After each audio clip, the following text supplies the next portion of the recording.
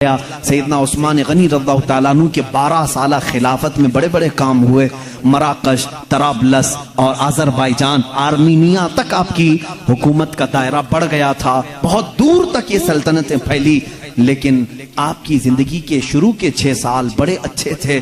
باقی کے جو 6 سال ہوئے اس میں فتنے سر کر گئے. بہت فتنے آئے اور وہی فتنوں کی وجہ سے آپ کا قتل بھی ہوا، شہادت بھی.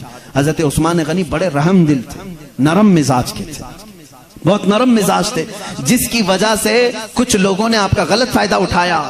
فتنے ایسے اٹھ گئے کہ ایک عبداللہ بن سبا نام کا ایک یہودی مسلمان بنا. تاریخ یاد رکھیں گے میرے عزیزوں، ایک بہت بڑی تاریخ میں بتا رہا ہوں. عبداللہ بن سبا نام بھی یاد رکھنا. یہ کیوں میں بتا رہا ہوں تھوڑی دیر کے بعد آپ کو خود پتا چل جائے گا. مسلمان بنا، یہ یہودی تھا، ایران کا یہودی تھا، ایران کا یہودی. مسلمان بن کر کے یہ سب سے پہلے خلیفہ مسلمین کے خلاف بغاوت کرنا شروع کر دیا.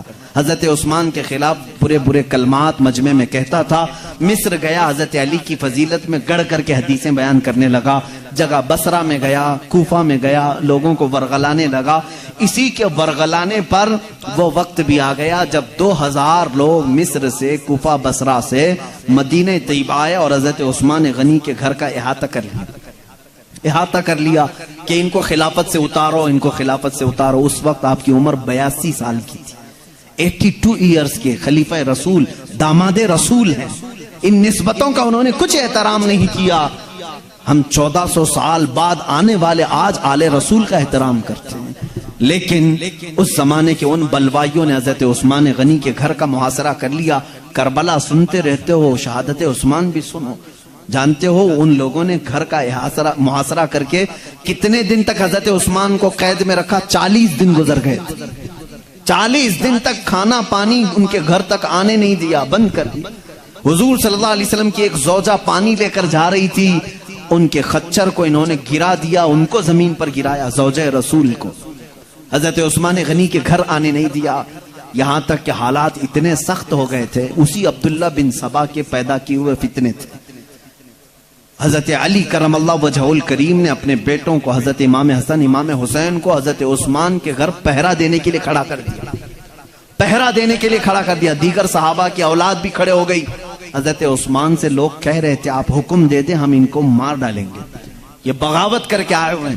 حضرت عثمان ہمیشہ رحم دل تھے، نرم مزاج تھے. کیا کہتے رہے؟ اگر تم کہو گے جنگ کرو تو میں پہلا خلیفہ بنوں گا جو مسلمانوں کے خلاف لڑا. تاریخ یہ کہے گی یہ پہلے خلیفہ تھے جنہوں نے مسلمانوں کے خلاف تلوار اٹھائی. میں نہیں بننا چاہتا. اور پھر کہا میں مدینہ رسول میں مسلمانوں کا خون بہانا حلال نہیں سمجھتا. حضور کے مدینے میں وہ تھے. منع کر دیا حضرت عثمان غنی نے. صحابہ نے پوچھا بھی، لیکن آخر وہ وقت آیا جب 18 ذی الحجہ کی تاریخ تھی. لوگ اکثر صحابہ حج پر جا چکے تھے مدینے میں. ان بلوائیوں نے گھر پر حملہ کیا اور اندر داخل ہوئے. جمعہ کا دن تھا. حضرت عثمان غنی رضی اللہ تعالیٰ عنہ فرماتے ہیں دوپہر کے وقت وہ سو کر اٹھے، اپنی بیوی کو کہنے لگے آج میری قسمت جاگ گئی. میں نے خواب میں رسول کریم صلی اللہ علیہ وسلم کو دیکھا.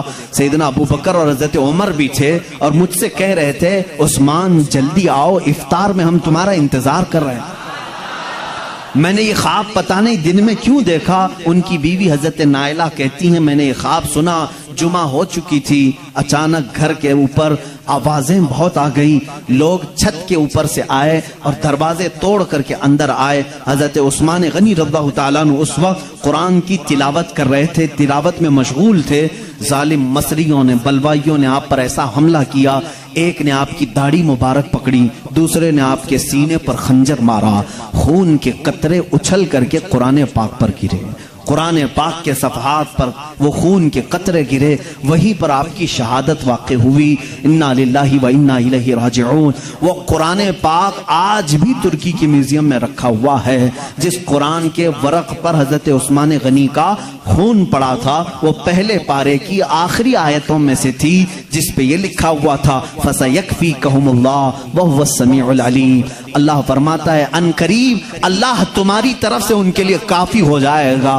اس آیت پر حضرت عثمان غنی کا خون کا قطرہ پڑا تھا۔ ایک حدیث میں بتا دوں آپ کو، جس کی شہادت جس جگہ ہوئی وہ جگہ قیامت کے دن اس کی گواہی دینے کے لیے کھڑی ہوگی۔ اگر میدان میں تمہارا قتل ہوا وہ میدان کھڑا ہو جائے گا، درخت پر اگر قتل ہوئے درخت کھڑا ہو جائے گا، مسجد میں اگر تمہاری شہادت ہوئی مسجد کا مصلی قیامت کے دن کھڑا ہوگا۔ حضرت عثمان تنہا وہ شہید ہیں، قیامت کے دن قرآن کے ورق ان کی شہادت کی گواہی کے لیے کھڑے ہیں۔ وہ شہید ہیں قرآن پر ان کا خون بہا، جس کی وجہ سے فرمایا گیا جہاں جس کی شہادت ہوتی ہے وہ ٹکڑا قیامت کے دن گواہی دے گا۔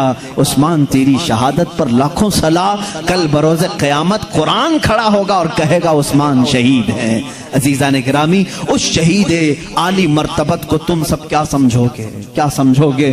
لیکن ایک بات یاد رکھنا، کیا اتنی فضیلتیں بتانے کے بعد اگر اس داماد رسول، اس ذوالنورین ذوالہجرتین، اس رسول کریم کے سچے خلیفہ کو کوئی کتا گالیاں دیتا ہو تو تم کیا اس کے محبت کرنا جائز سمجھتے ہو؟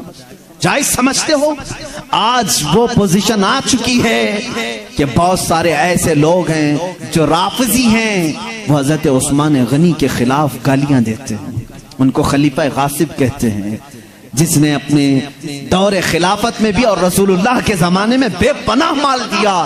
یہ پورے شیعوں کو، پورے ایرانیوں کو میں چیلنج کرتا ہوں، پورا ایران بیچ دو گے تب بھی حضرت عثمان کے برابر سخاوت نہیں کر سکو گے، نہیں کر سکو گے تم حضرت عثمان غنی کی سخاوت کے برابر۔ تم کیا دان کر سکو گے؟ ارے ان کی نوٹ اتنی گری ہوئی ہے، اتنی گری ہوئی ہے، ہندوستان کے 1 روپیے لے جاؤ گے تو ان کے 10,000 مل جائیں گے تمہیں، اتنی گری ہوئی ہے، 10,000 نہیں، قریب بہت گری ہوئی ان کی کرنسی ہے۔ اور یہ فتنہ پھیلا رہے ہیں پوری دنیا میں حضرت ابوبکر، حضرت عمر، حضرت عثمان کے خلاف۔ ان جراثیم والے، بیکٹیریا والے شیعوں کو میں کہوں گا یہ کھٹمل ہے، ان کو تکلیف ہوتی ہے ہماری باتوں سے کہ مولانا یہ شیعوں کے خلاف بہت بولتے ہیں۔ ان مسلمانوں سے میں کہتا ہوں تمہیں کیوں تکلیف ہوتی ہے؟ تم جب رسول اللہ کے ان خلیفاؤں پر ان کو بھونکتے ہوئے سنتے ہو تو تکلیف نہیں ہوتی؟ یہ کہتے ہیں شیعہ کہ اگر ہماری حکومت آ جائے مدینے میں تو ہم ابوبکر اور عمر کو قبروں سے نکال کر کوڑے ماریں گے۔ معاذ اللہ رب العالمین، تم برداشت کرو گے ان باتوں کو؟ یہ لوگ کہتے ہیں مولانا بہت سخت بولتے ہیں۔ کیوں نہ بولوں؟ جنہوں نے رسول اللہ کے اوپر اپنی جان قربان کر دی ان کے لیے تم بھونکتے ہو آج، اور ان کو کیسے ہم دوست بنا سکتے ہیں؟ ان سے کہو توبہ کریں، صحابہ کی شان میں بکنا بند کریں۔ پاکستان کے ابھی ایک شیعہ نے حضرت ابوبکر صدیق کو کافر کہا ہے۔ جو ان کو کافر کہے وہ خود کافر ہے، بلکہ جہنم کا کتا ہے۔ میرے عزیز سنی مسلمانوں، ان کی شرارتوں کو محسوس کرو، اور اگلا جو فتنہ آنے والا ہے نا وہ میں تمہیں بتا دوں۔ وہابیت کا فتنہ ختم ہو گیا، ابھی تقریباً ختم ہو گیا۔ یہ سلفیوں کا، وہابیوں کا فتنہ ختم ہونے کے قریب آیا، لیکن جو اگلا فتنہ آئے گا وہ شیعوں کا فتنہ ہوگا، جو ہمارے سنیوں کے درمیان تصوف کے نام پر آئیں گے، صوفیت کے نام پر آئیں گے، اور یہ صرف حضرت مولا علی کرم اللہ وجہہ الکریم کے نام پر سب کو بلیک میل کریں گے۔